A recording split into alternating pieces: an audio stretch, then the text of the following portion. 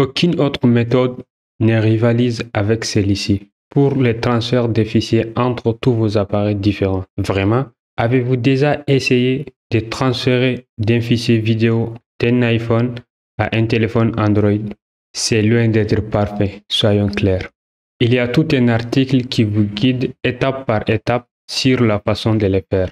Cela semble vraiment compliqué.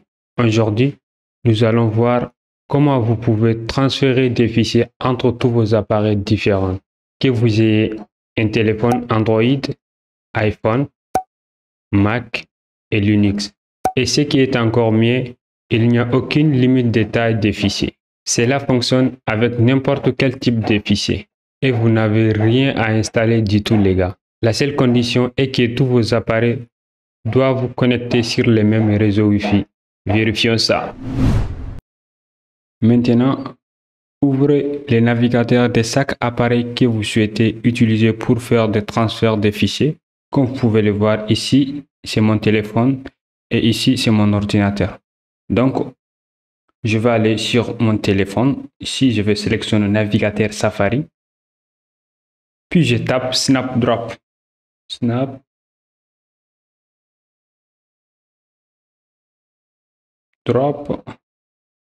Puis, je sélectionne Accéder. Puis, vous allez sélectionner Snapdrop ici.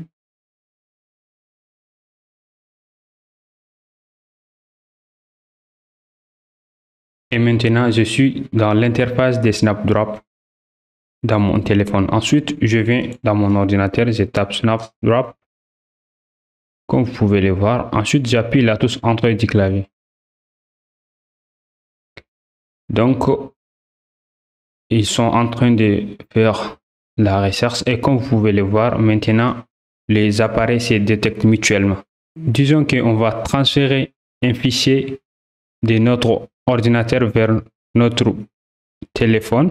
Dans ce cas, vous allez tout simplement sélectionner icône téléphone et vous verrez qu'il va ouvrir automatiquement votre explorateur de fichiers. Pour ma part, je vais transférer cette image-là. Je sélectionne, puis je sélectionne ouvrir. Boum, et comme vous pouvez le voir ici, l'image vient d'apparaître sur mon téléphone. Vous pouvez l'ignorer en cliquant tout simplement sur ignorer ou soit sélectionner save si vous souhaitez enregistrer cette image-là. Pour ma part, je vais enregistrer cette image-là. Je sélectionne save. Ensuite, je sélectionne télécharger. Maintenant, le téléchargement c'est fait. Où se trouve cette image-là? Allons maintenant dans le fichier, ici, puis vous allez sélectionner Cloud Drive et vous verrez votre image téléchargement ici. Voici l'image, les gars. Donc, nous avons vu comment transférer des fichiers depuis notre ordinateur vers un PC. Maintenant, voyons comment transférer un fichier depuis notre iPhone vers un PC. Sur votre iPhone, cliquez sur l'icône de votre ordinateur. Vous verrez trois options. Bibliothèque, prendre une photo ou une vidéo, choisir les fichiers. Vous avez le choix. Pour ma part, je vais sélectionner choisir les fichiers. J'ai un PDF, je vais envoyer ces PDF là à mon ordinateur. Il se trouve sur Microsoft Edge. Voici les PDF que je souhaitais transférer vers mon PC. Je sélectionne tout simplement le PDF. Ensuite, je sélectionne ouvrir. Et vous voyez, le téléchargement est lancé. Donc, une fois le téléchargement se termine, vous verrez toujours une boîte de dialogue qui va s'afficher. Dans ce cas, vous allez tout simplement sélectionner Save. Lorsque vous cliquez Save, vous verrez que la plupart de vos navigateurs bloquent les fichiers téléchargés via l'Internet. J'ai testé avec Google Chrome. Dans ce cas, le téléchargement s'est fait automatiquement. Donc, il ne bloque pas vos fichiers. Dans ce cas, sélectionnez 3 points de suspension. Ensuite, sélectionnez conserver. Puis sélectionnez conserver quand même. Et vous verrez que votre fichier est téléchargé. Donc, on va sélectionner fichier.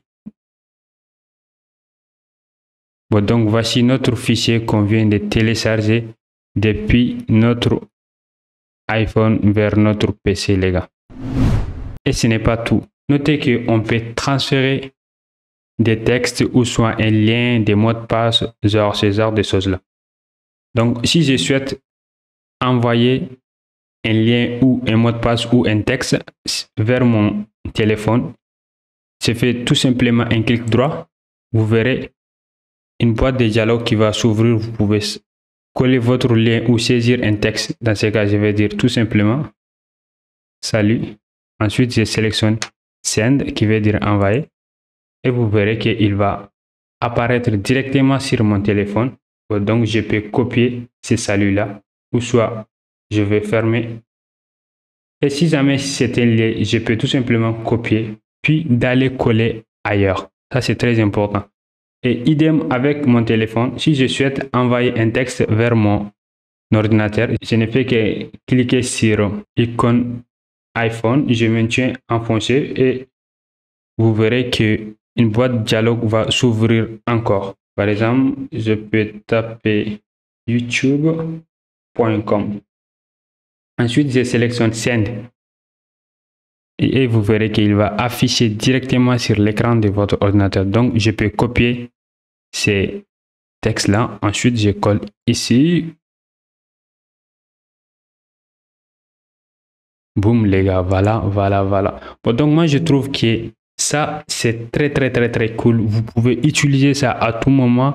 Si vous travaillez en groupe et que vous êtes connecté sur les mêmes réseaux, ça, c'est un gros avantage. Vous pouvez les utiliser en envoyant des messages, des fichiers. Si vous avez des ordinateurs, ce n'est pas la peine d'insérer la clé USB pour copier, ensuite d'aller coller d'autres ordinateurs. Vous pouvez tout simplement utiliser ces sites-là, les gars.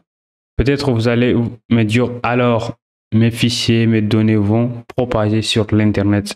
Alors ne vous inquiétez pas, tout ce que vous êtes en train de faire sont basés sur le web, ce qui signifie qu'il n'est pas nécessaire d'installer quoi que ce soit et il utilise également une technologie appelée WebRTC. WebRTC signifie Web Read Time, communication en anglais, ce qui se traduit en français par communication en temps réel sur le web. En gros, c'est là établir une connexion peer-to-peer, en français qu'on peut dire de pair à pair, entre tous vos appareils navigateurs. Donc, vos fichiers ne quittent jamais votre réseau interne. C'est maintenant ma façon préférée de travailler des fichiers entre tous mes appareils. C'est juste tellement facile. Dites-moi ce que vous en pensez dans les commentaires ci-dessous. Vous allez commencer à utiliser cela pour transférer des fichiers entre vos appareils. Si vous voulez profiter plus de contenu comme celui-ci, abonnez-vous et je vous retrouve dans la prochaine vidéo.